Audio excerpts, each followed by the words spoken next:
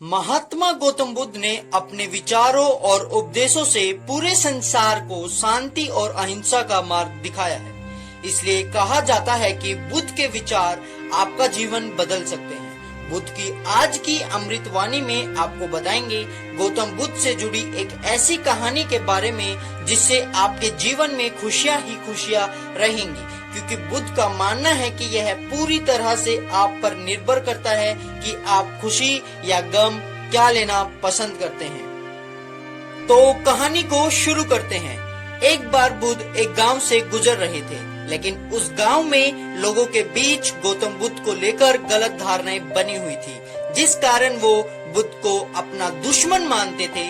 जब उस गांव में बुद्ध आए तो गांव वाले उन्हें बहुत भला बुरा कहने लगे और बद्दुआएं देने लगे, लेकिन इसके बावजूद भी बुद्ध गांव वालों की बातें शांति और मुस्कुरा करके चुपचाप सुनते रहे।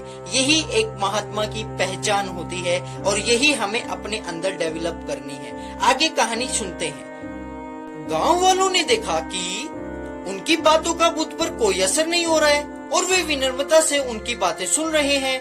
गांव वाले जब बोलते बोलते थक गए तो आखिर में बुद्ध ने कहा कि यदि आप सभी की बातें समाप्त हो गई हो तो मैं अब प्रस्थान करूं।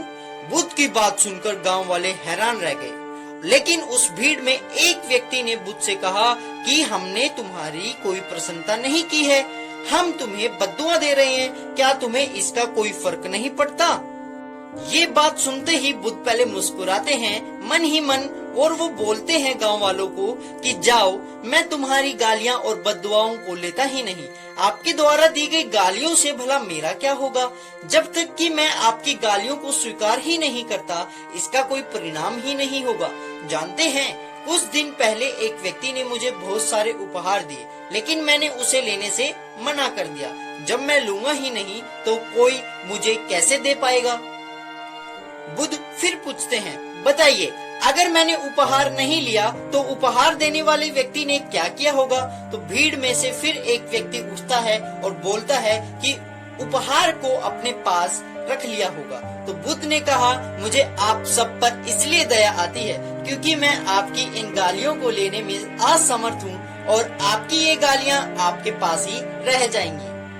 भगवान गौतम बुद्ध के जीवन से जुड़ी इस कहानी से यह सीख मिलती है कि हम अक्सर अपने दुखों का कारण दूसरों को समझते हैं, लेकिन असल में यह हम पर ही निर्भर करता है कि हम वास्तव में क्या लेना चाहते हैं, खुशी या गम, उदासी या मुस्कान।